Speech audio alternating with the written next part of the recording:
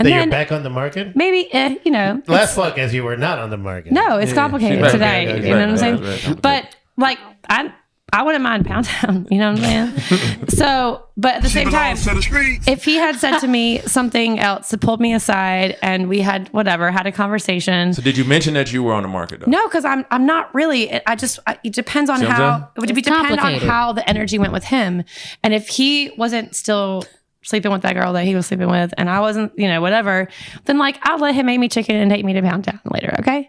But I'm not going to put that out there because that's not the kind of Pound Town ticket I want.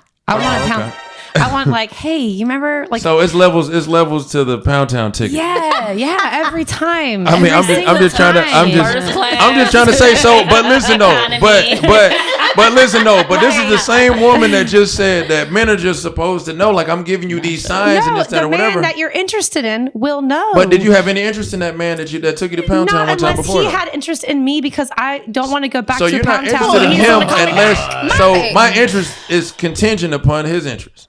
That shit don't work like that. Yes, if you're interested in him, you're interested in him. It's that has nothing to do with him. Okay, first of all, when someone takes you to Pound Town, teach me because I don't know. I've never taken anyone. You can take them back to Pound Town years later after many failed relationships. So you can have recurring Pound Town trips. It doesn't actually increase their number of sexual partners, but just make them look or feel like a slut.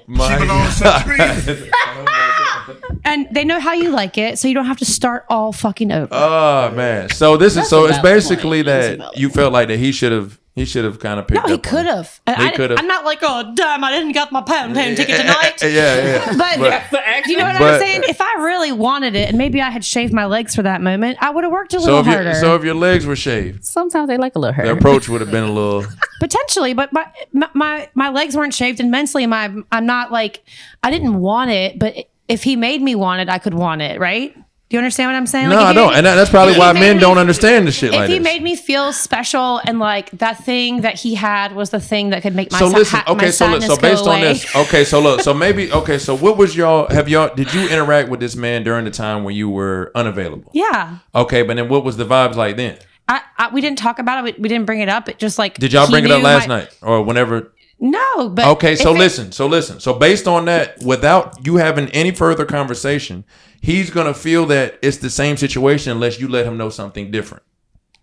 You understand that? How is he supposed to just know that you were just? But I didn't let him know that. Is what I'm saying. Like I didn't give off any like pheromones for the vibe or whatever. Mm-hmm. So.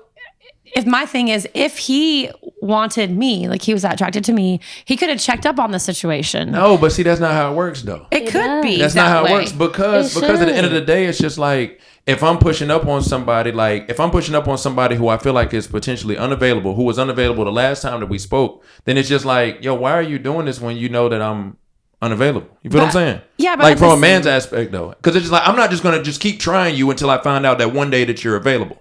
See what I'm saying? Yeah. Unless you let it be known to me that you are available now. But from the very last time that you told me, I'm assuming that it's still that until you say something different. So if you wanted that, it would be up to you to say something differently as opposed to, all right, well, listen. Yeah, but that can also come off desperate, which you can see my point. So that's what I'm saying. So we're at the standoff now. He asked me a couple weeks ago if I wanted to come over and have some chicken. Okay. And I said no. Okay, so listen. So based off of y'all last interaction, but then I saw him again a couple nights later, and I was you're just like, I want some chicken. I was like, I changed my mind. Yeah, you have any wings left over? And then he shot his eyes. He shot his eyes over at this girl who I know. Socially.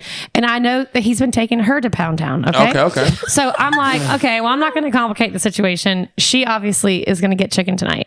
But was it fried chicken? And potentially, I mean, he's not white. Was it seasoned? I don't know. It's like Korean chicken. That's crazy. It was seasoned on like a black level. I'm not gonna lie. You're gonna call it Korean fried chicken.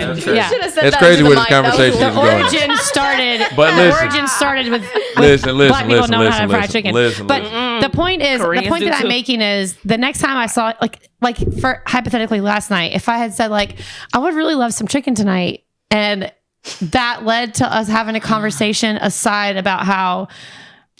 Whatever I'm going through, whatever, he would know if Pound Town was a necessary cure for my ailment. Do you understand me?